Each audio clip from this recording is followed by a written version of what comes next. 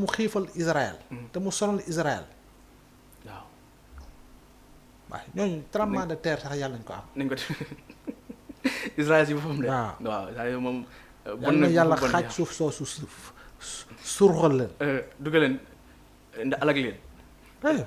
lu ma jaaxal un peu professeur si la position de Trump xëy na moom bu muy def campagne dafa doon woote que ne moom mooy faiseur de paix bu ñëwee xëy na dina mën a rétablir li nga xam ne moom mooy la paix dans le monde. moo waxoon zéro guerre il a violé son serment. américains yi ñenn ñi nag ñu ngi mobilisé wu. waaw mais Trump moom c'est le populisme ardent. loolu moom bu mu bett kenn Trump lu mu wax léegi-léegi mooy weddi boppam léegi-léegi. waaw gis nañ ko surtout ci conflit bi aussi. moom loolu noonu la lu mu wax léegi-léegi mooy weddi boppam léegi-léegi. waaw xam nga quand on est un bourgeois gâté. waaw un bourgeois gâté la. moo tax comme nee na enfant gâté. waaw moom bourgeois gâté la. moo tax la ko ne def. voilà alors gis nañ tamit tey ci Iran gis nañ tamit des milliers de personnes daal di génn di jubilé jàpp ne ñoom ils sont vainqueurs ci li nga xam ne moom mooy dox ci boobu. bien sûr waaye sont les vainqueurs kañ. oui moom ñoom Iran contre Iran moom kese la. waaw ñële Amérique danañ ñëw jàppale.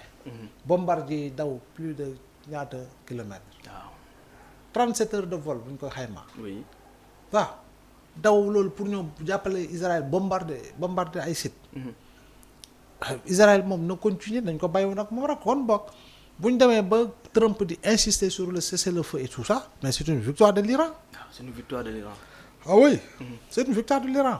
donc ils te ont gis raison nga Iran mi ngi nii dañoo ne cessez-le bim feu bim mu annoncé la reconstruction de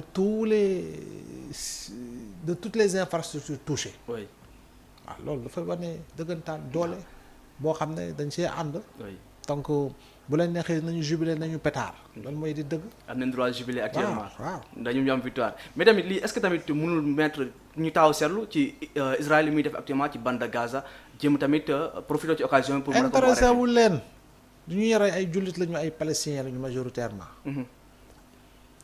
donte la Palestine am ñoo xam ne du ñu ay jullit. ay chrétiens lañu ñoo xam ne ay juifs sax arabe am na ci. mais li ñuy fay rey ay jullit lañu génocide bu ñuy def mu soxla ay jullit mais loolu moo tax gars yi yëgalu leen. c'est-à-dire que islamophobie bi nga occidentaux yi am. jamono ji moo war a jaaxal nit ñi parce que ñoom musulmans yi ni ñuy yokkee ci àddina moo leen jaaxal. moo leen jaaxal. donc bu ñuy ñëw di faat yoxu ci bon yi di faat ay palestiniens du leen yëngalu leen te presque 60 000. majorité bi ay xale lañu ak ay jigéen.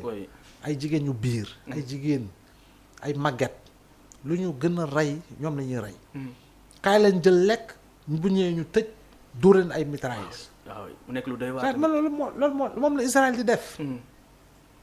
moom la Israël di def. y a pas ñoom c'est-à-dire que Netanyahu est pire que Hitler. moo gën a doy waar Hitler. waaw. ndax mooy gis nañu mu def moom. waaw vraiment nekk na tamit lu doy waar alors pour tëj brûler chapitre jëm ci conflit Iran ak Israël naka nga gisee aussi la position de l'Union européenne ak de l'ONU ci biir conflit. ñoom ñëpp ils sont complices. ils sont complices. ONU moom amul baat day wax rek ONU kenn Netanyahu faalewu ko. Union européenne ñoom ñëpp ils sont derrière Israël. oui. dañuy def ay condamnation à l'exception de certains ku si mel ni Pedro Sánchez bu Espagne. waaw xam nga ak ñeneen ñoo xam ne ñi ngi jël position ferme contre Israël depuis. bariwu ci mais am na ci quand même. mais je dis encore une fois majorité bi position hypocrite lañ ciy am. tantôt c'est nous sommes préoccupés. oui. tantôt nous demandons. nous regrettons yooyu la fi am. mais y a pas de condamnation ferme. non.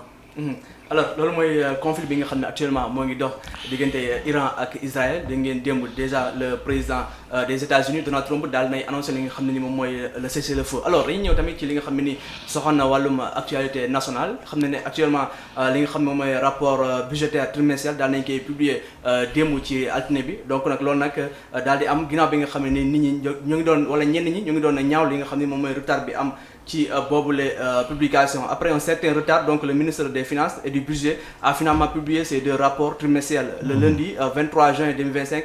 Donc retard bi dañ ko avait suscité des interrogations de la part de l'opposition et de la société civile. Donc contexte bi nga xam ne nag moom la ñu àddu jëmale ko ci publication boobu les rapports, surtout le Sénégal fait face à des défis budgétaires. Donc ce débat a révélé que le pays doit payer 3100 milliards de dettes au bailleur cette année. Donc il a également mis en lumière l'importance d'une gestion transparente et responsable de la dette publique, soulignant que les ressources mobilisées servent à financer les investissements productifs et les infrastructures. Donc loolu la xam ne ni le ministre de la finance di Cheikh Diba daal nekk démb bi nga xam ne ni moo ngi doon publier boobule rapport. Donc professeur, rapport bi ñu bëri xëy na doon nañ ñaawlu li nga xam ne moom mooy retard bi am sur sa publication, mais finalement jot nañ ko, ban jàngat nañ ci mën a def. Bon, d'abord se féliciter de la publication parce que ñu bëri ñu ko doon xaar. Génne nañ ko. léegi nag gars yi ku si nekk mu ngi dem ci interprétation yoon la parce que économie la. voilà tant que économie ñun suñu xam-xam màccu si donc ñi nga xam ne ñoo ko jàng ñoo koy pratiquer ñoo ko xam ñoo ko miin xëy na ñoo si gën a sori si jàngat bi mais lu ñu mën a seetlu mooy oui fii moom lu ñuy jëm si wàllu fonctionnement moom jàpp naa ni lu ñu siy dugal si xaalis bari na te c'est normal parce que tam nguur gu fi jóge mujjanteelu weer yu ñu fiy nekk dëgg nga maam lu ñu mënoon recruter nañ ko dugg nañu ay nit yu bari masse salariale bi c'est passé du simple au double. Donc loolu tam dafa jouer si li nga xam ne mooy gestion budget bi. L'autre élément gis nga ni poste dañ koy perfuser te TER bi nga xam ne daf ñoo war a génneel xaalis TER dañ koy perfuser. Donc loolu aussi c'est problématique.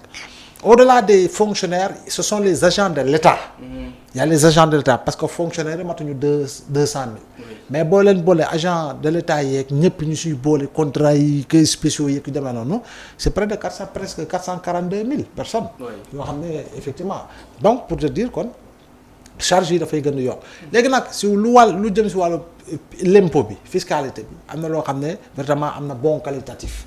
Donc ñu bari ñu doon fay xëy na fay nañu ñu mosut a fay xëy na ñu ngi tàmbalee fay am na lu bari loo xam ne dugg na kon boog bu ñu demaatee ba ci kanam xëy na loolu alaaku daal dafay war a mën a yokk.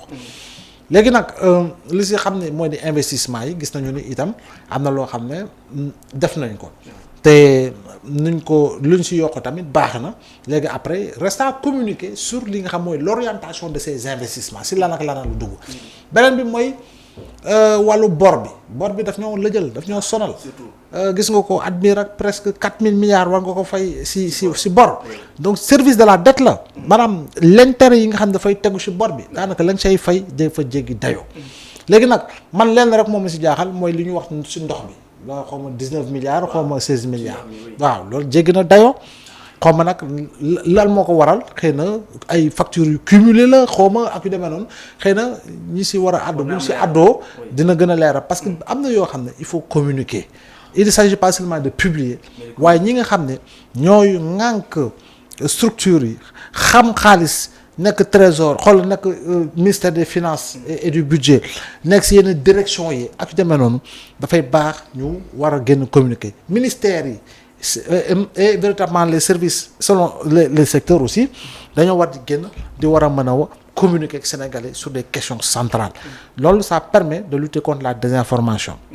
ça permet de lutter contre li nga xam ne mooy la ca nekk nit maquillé ko waxee ko nen noo xam ne keneen bu ko déggee day foog loolee la alors qu'en réalité du loolu donc loolu il faut yëpp ñu mesurer ko sinon voilà ça peut prêter à confusion mais dans l'ensemble je pense que budget bi moom ni ñu ko waxee tey lu jëm ci kii bi rapport bi d'exécution budgétaire bi bon leer na dernier trimestre bi ak bu président Macky Sall premier trimestre Diomaye bi gis nga day comparer chiffres yi da nga gis ni effectivement lu ci kii leneen nag boo hérité dëkk boo xam ne malheureusement ñun bu ñu dépassé norme UEMOA Union économique monétaire ouest-africaine yàgg na yegg ci benn niveau d'endettement bu xaw a jéggi dayoo loolu ñu kii léegi nag leneen li mooy après comme ni nga ko waxee sànq niveau d'investissement bi